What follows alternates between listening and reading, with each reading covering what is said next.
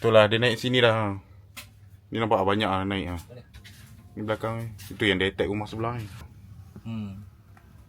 Dia hidup je semua. Dia ni serang belakang ni. Ada kalau buka ni banyak ni tu dalam kotak tu nampak. Penuh lah.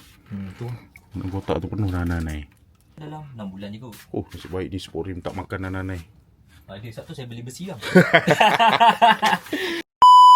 Kalau kita sewa rumah dan rumah tu ada masalah anai-anai, siapa yang nak kena tanggung kos pest control untuk treatment anai-anai? Jawapan dia tuan rumah yang nak kena tanggung. Sebab masalah anai-anai ni dia tak berkait dengan faktor kebersihan, tapi berpunca daripada struktur dan bangunan tu sendiri. So yang ni tuan rumah kena tanggung. Yalah, anai-anai ni berpunca daripada bawah tanah, naik dekat struktur dalam dinding ataupun daripada struktur lama. So penyewa memang tak boleh kawal masalah tu. Kalau macam masalah semut, lipas dan tikus, itu tanggungjawab penyewa lah. Sebab dia berkait dengan faktor kebersihan harian. Tapi ada juga tuan rumah yang baik, dia keluarkan kos untuk tanggung masalah tu juga. So macam masalah anai-anai kat rumah ni, tuan rumah terpaksa keluarkan kos untuk buat treatment sebab masalah anai-anai tu dah naik dekat struktur rumah. Jadi demi keselesaan sebelum penyewa baru nak masuk, dia kontak pakar pes untuk buat treatment dulu. Supaya masalah ni dia tak merugikan kedua-dua pihak. Dia tak nak masalah anai-anai ni merosakkan barang-barang penyewa yang duduk rumah tu nanti. Jadi untuk treatment ni kita akan buat slap injection anti termite. Kita injek racun dekat sekeliling struktur rumah ni dan kita advise pada tuan rumah untuk keluarkan barang yang ada risiko diserang anai-anai. Treatment macam ni, kita bagi waranti sampai 5 tahun. Andai kata ada anai-anai naik balik dan pakar pes akan cover semula treatment tanpa sebarang kos tambahan. Kalau rumah yang korang sewa ada masalah anai-anai, kontak segera tuan rumah, suruh dia kontak pakar pes.